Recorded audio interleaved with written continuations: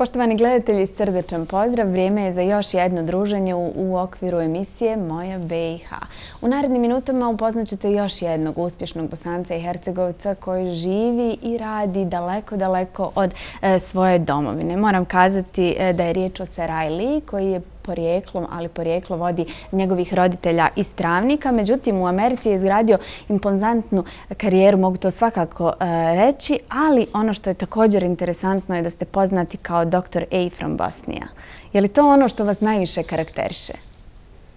Pa jest, pošto je moje prezime, inače naše prezimena, malo teška za Amerikance da ih izgovaraju i da ih odmah uzmu u svoj vokabular, da ih prihvate, onda oni nastoje da to skrate.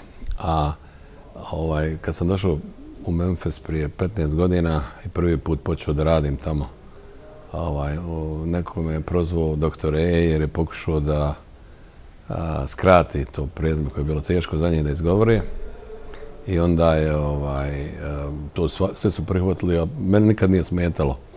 I onda naravno, pošto godinama, pošto su već skoro sve moje kolege neurohirurzi iz klinike već bili u Sarajevu i dolazili sa mnom, Bosna je već poznata tema na našoj klinici i from Bosnia, Dr. A from Bosnia dolazi sad kao najnormalnija stvar. Znaju li ipak reći dr. Kenan Arnautović? Znaju, naravno, naučili su, nije to baš tako teško, ali eto za pacijente je normalan, da kažemo, svijet koji dolazi da se liječi i tako dalje.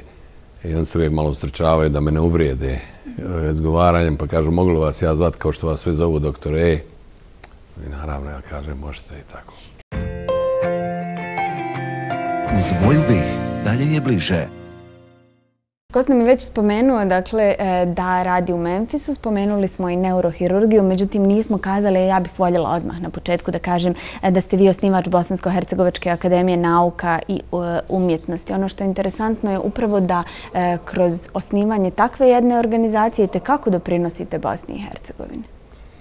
Pa jeste, prije 10 godina kolega i prijatelj profesor Hadžikadić i ja smo se sreli u Sarajevu u kafiću, mislim da se zove Metropolis. I razgovarali smo da osnovimo jednu organizaciju naših ljudi koja će okupiti naše intelektualce, umjetnike, naučnike, profesori i tako dalje u Americi, da se malo družimo i tako dalje.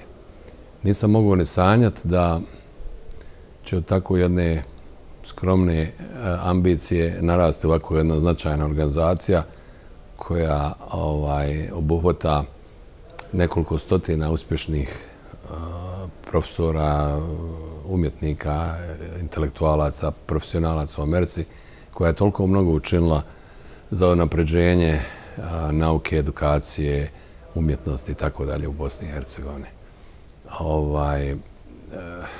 Ja sam sad, kad sam završio svoje predsjednikovanje i ostale dužnosti, sam običan član.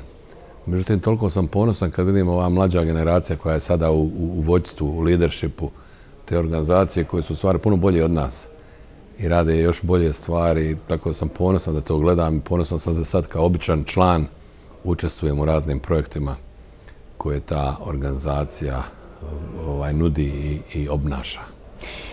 Interesuje me također, koliko ste već dugo u Americi? Ja sam u Americi 24 godine. 24 godine sam, tamo sam morao ponoviti specijalizaciju iz neurohirurgije, jer tamo se priznaje samo specijalizacije koje ste završili u Americi. Nije važno jeste li završili specijalizaciju u Njemačkoj ili Engleskoj ili u Bosni ili u Albaniji ili na Kosovu. Oni priznaju samo američke. Tako da sam morao ponoviti specijalizaciju iz neurohirurgije i onda kad sam to završio, onda sam počeo raditi. Ipak ste bili ustrajni u cilju, bez obzira što na neki način ponavljate ono što ste već radili. Pa znate šta, kad sam išao na specijalizaciju drugi put, ja sam to shvatio kao jednu novu mogućnost. Gdje ja u stvari nisam ponavljao nešto što sam već znao, nego sam nastojao raditi nešto što nisam do tada naučio u neurohirurgiji. Tako da sam onda, kad sam završio, bio jako konkurentan. Mnoge velike kuće su mi nudile posao u neurohirurške kuće u Americi klinike. I ja sam bio sretan da sam u tom izboru, teško znate objasniti kad vam nude ugovore, poznate klinike, ali vi ne znate sad gdje bi najbolje za vas bilo, jer nije ono samo što vidite da se radi na toj klinici, nego i ono koliko ta klinika može doprinijeti vašoj izgradnji vaše profesionalne karijere. Ja sam tako dugo razmišljao da li da idem, da ostanem u Little Rocku, gdje smo vidjeli da ostanem, gdje je bio još uvijek profesor Al-Mefti i Ašargil, koji su moji najveći neurohirurzi svijeta i moji učitelji. Ali onda sam skontao da je najbolje da odem u Memphis, odgovarala mi je klima i vidio sam tu da imam šansu da razvijem karijeru, tako dalje. Tako da sam zadovoljan da sam napravio taj izbor i stvarno taj grad, ta klinika me je jako puno pomogla da postanem ovo što sam postao i da se i dan danas učim i unapređujem i usavršavam svoje mogućnosti i svoje kvalitete. Hipotetički, kada biste dobili neku ponudu iz Bosne i Hercegovine, biste li razmislili ozbiljno o povratku? Pa bi da vam kažem, kao što vidite, mi se stalno vraćamo u Bosnu, tu živimo dio godine, dolazimo kod svoje rodbine i prijatelja, s kolegama sarađujemo. Ako bi to bila jedna, pogotovo sad kad smo već postigli karijeru, kad smo postali ono što smo postali, znate, sad nas puno ne interesira ni neke titule, ne interesira nas ni izgrađivanje karijere jer ona već izgrađena, ni renome jer je ona već izgrađen. Ne bi bilo nemoguće razmotriti takvu jednu ponudu, ali naravno to mora biti, mislim, hipotetički govoreći, naravno ne razmišljamo o tome, ali još jednu stvar da kažem. Ja sam vidio da mnogi mladi neurohirurzi imaju želju i potrebu da dođu u Ameriku, da se upoznaju sa američkom neurohirurgijom, sistemom američke neurohirurgije i tako dalje. Ja sam uvijek sanjao da odem jednom u Ameriku, da tamo gdje se radi najbolja neurohirurgija na svijetu, najnaprednija, sa najboljom tehničkom opremljenošću i tako dalje. Sanjao sam da odem tamo jednom i tamo se želja jednom ostvarila i tako sam i završio. Međutim, onda sam vidio koliko sam ja imao poteškoća kad sam bio mlad neurohirurg da nađem nekoga ko će biti moja veza tamo, ko će mi moći omogućiti to. I onda sam ja osnovao prije 10 godina na mojoj klinici internacionalni program sa specijalizacije, kako se to kaže na engleskom, fellowship. I u protekli 10 godina 35 mladih neurohirurga ili starih studenta medicine koji imaju želju da postanu neurohirurzi su bili moji fellows, moji, da kažemo, gosti, učenici, kako god želite. I to je neverovatno od tih 35 ljudi, uglavnom iz Hrvatske, Bosne i Hercegovine, Srbije, iz Albanije, Njemačke, Rusije. Ti mladi ljudi, neverovatno kad ih sad posmatram, kad se vratili u svoje klinike i matične organizacije, koliko im je taj boravak, ne samo sa mnom, nego s mojim kolegama, upoznavanje s cijelim sistemom i tako dalje, koliko im je pomoglo da razviju karijeru, da od svojih klinika naprave uspješne klinike, da uvedu nove tehnologije i tako dalje.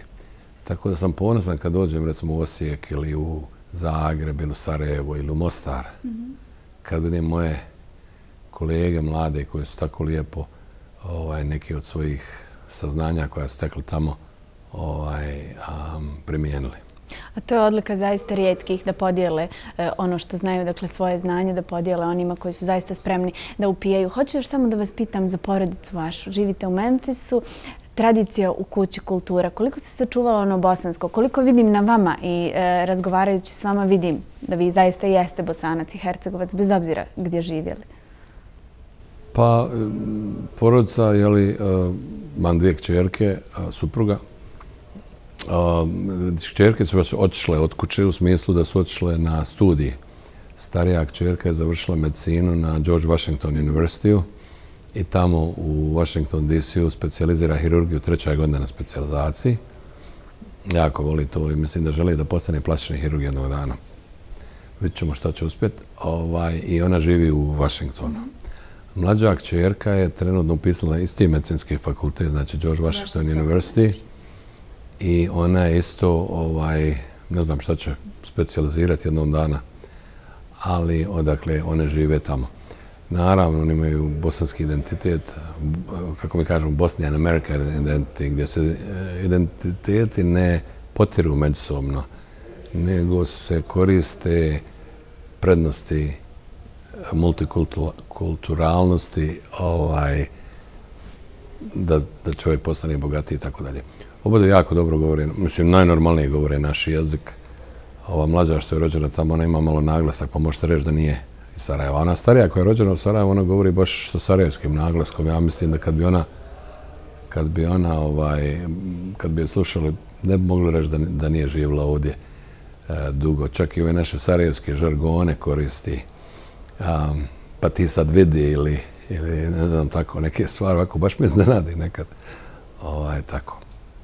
Hvala vam puno za vrijeme koje ste nam izdvojili, što ste se družili sa nama. Hvala naravno i našim gledateljima i ostanite uz Moju BiH.